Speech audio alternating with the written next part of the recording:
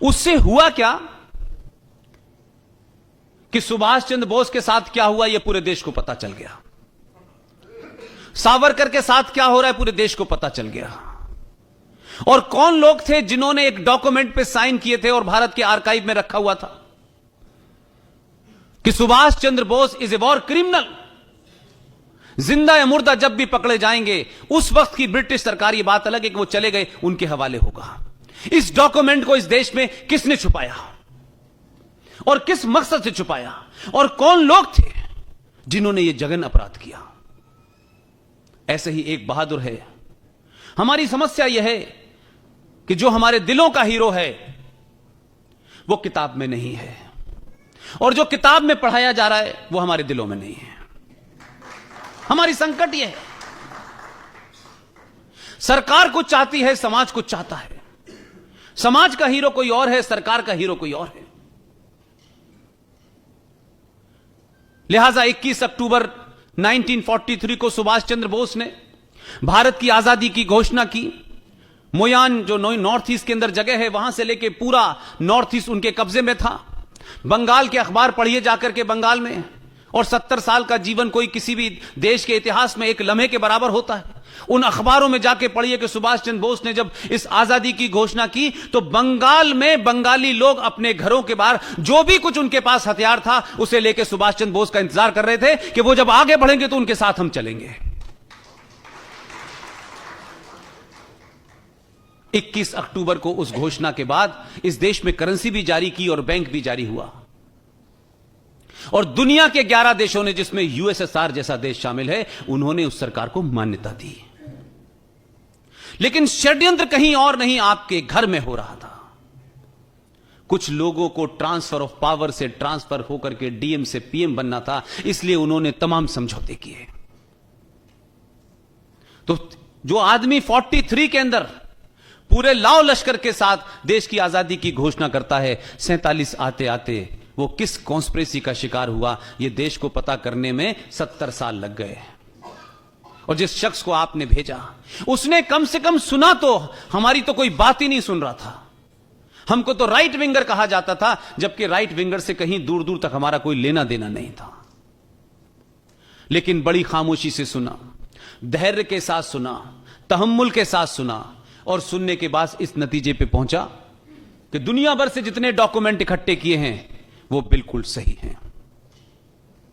और जब सही बात पता चल गई तो करेज देखिए, ये करेज आपने दिया है, देश ने दिया है, ये ताकत आपने दी है। आप ये मत मानिए कि आपने 23 मई का रिजल्ट देने के बाद आपने बहुत बड़ा काम कर दिया है। हर दिन ये एहसास कराना होगा कि देश तुम्हारे साथ है। जो साथ नहीं है वो उठ के चले गए, जो साथ नहीं है उनके बारे में कोई गलतफहमी नहीं रखना चाहता मैं। जो साथ हैं वो अपने साथ होने का परिचय दें। उसने पूरी बात को माना और 21 अक्टूबर को भारत के लाल किले पे दोबारा जाके झंडा फहराया। उन्होंने सुभाष चंद्र बोस की उस ख्वाहिश को पूरा किया जो उन्होंने शौकत मलिक से कहा था कि आपको झंडा फहराना है। और एक घटना का जिक्र इसलिए क्योंकि आप गुजराती हैं। प्राइम मिनिस्टर हाउस से जब वो शख्स निकला और लाल किले तक जा रहा था, इस बीच में उन्होंने एक ट्वीट किया। वो ट्वीट सार्वजनिक था। उस ट्वीट में क्या लिखा था, मैं ये बात इसलिए नहीं कह रहा कि वो कोई ट्वीट बताना मेरे लिए बड़ा इंपॉर्टेंट है। इंपॉर्टेंट यह है कि देश का प्रधानमंत्री 4 साल तक सत्ता पे बैठता है। सब कुछ होने के बाद जरा समझिए कि जो लोग इस देश में दुश्मन हैं उनकी ताकत कितनी गहरी है, उनकी जड़ें कितनी गहरी हैं। उन्होंने अपने ट्वीट में कहा कि मैं झंडा फहराने जा रहा हूं, लेकिन मुझे मालूम है लोग मेरे बाल नोच लेंगे। यह उनका ट्वीट था। प्राइम मिनिस्टर अगर यह समझ सकता है और यह कह सकता है कि कितने खतरे होंगे कि इस घटना के बाद देश में क्या बवाल होगा, तो मेरी और आपकी क्या औकात है। लेकिन इसके बावजूद भी वो गए।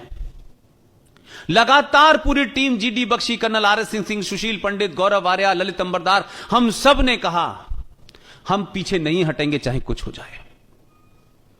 उसी दिन प्रधानमंत्री ने झंडा भी फहराया और देश के एक बड़े इतिहासकार को बुला के कहा कि मुझे 23 जनवरी, जिस दिन सुभाष चंद्र बोस का जन्मदिन होता है, मुझे इसी लाल किले के अंदर दुनिया का सबसे बेहतरीन सुभाष चंद्र बोस का म्यूजियम चाहिए।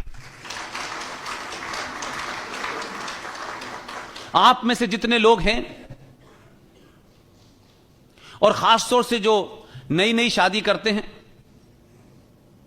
और शादी करने के बाद मुझे अभी तक यह समझ नहीं आया भाई कि जब तक नहीं मालूम था तब तक तो ठीक था। शादी करने के बाद अच्छी खासी अपनी बीवी को लेकर के, जिसे आप चाहते हैं काफी साल जिंदा रहे, उसे सबसे पहले ले जाके ताजमहल में कब्र पे क्या दिखाते हैं आप कि तुम्हारी भी कब्र ऐसी बनाऊंगा? भाई मुझे बताइए, समझ में नहीं आया मुझे। जिस पूरे फ्रॉड नैरेटिव को क्रिएट किया कि ये मोहब्बत का ये निशानी है, अब ये मोहब्बत की निशानी कोई कब्र कैसे हो सकती है यार? और मुसलमान भी जाते हैं, गैर इस्लामिक काम है तब भी कर रहे हैं। अगर आपको अपने बच्चों को, आने वाली नस्लों को, जो हमसे और हमारे बुजुर्गों से गलती हुई है और उसको सुधारना है, तो इस वक्त देश के अंदर बहुत बड़े बड़े काम हो रहे हैं। आप लाल किले में जाएं और सुभाष चंद्र बोस के उस म्यूजियम में अपने बच्चे को जब इस किनारे से ले जाएंगे और जब आखिर में निकालेंगे, मेरा दावा है कि वो जो कुछ बोलेगा आपको लगेगा एक और नरेंद्र मोदी तैयार हो गया।